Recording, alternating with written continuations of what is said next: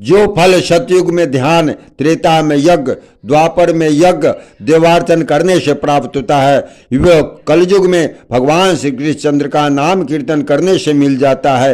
हे धर्मज्ञ जन, कलयुग में थोड़े से परिश्रम से ही पुरुष को महान धर्म की प्राप्ति होती है। अब शूद्र क्यों श्रेष्ठ है यह बतलाते हैं। ब्राह्मण जातियों को पहले ब्रह्मचर्य व्रत का पालन करते हुए वेदाध्ययन करना पड़ता था, फिर स्वधर्माचरण से उपार्जित धन के द्वारा विधि पूर्वक यज्ञ करने पड़ते थे। उसमें भी व्यर्थ वार्तालाप, व्यर्थ भोजन, व्यर्थ यज्ञ उनके पतन के कारण होते थे, इसलिए उन्हें सदा संयमी रहना आवश्यक होता था।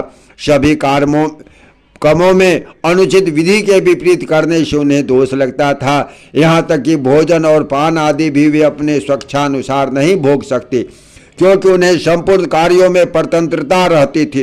हे ब्राह्मण, इस प्रकार वे अत्यंत क्लेश से पुण्य लोकों को प्राप्त करते थे, किंतु उसे केवल मंत्रहीन पाक यज्ञ का ही अधिकार प्राप्त कर लेता था। वह शूद्र ब्राह्मणों की सेवा करने से सदगति प्राप्त कर लेता था, इसलिए वह अन्य जातियों की अपेक्षा धन्यतर है। हे मुनि शार्दुलो, शूद्र को भक्ष या भक्त अथवा पे और पे का कोई नियम नहीं, इसलिए मैंने उसे साधु कहा है। अब स्त्रियों को किस लिए श्रेष्ठ कहा है यह बतलाते हैं। पुरुषों को अपने धर्मानुकूल प्राप्त किए हुए धन से सर्वदा सुपात्र को दान और विधि पूर्वक यज्ञ करना चाहिए।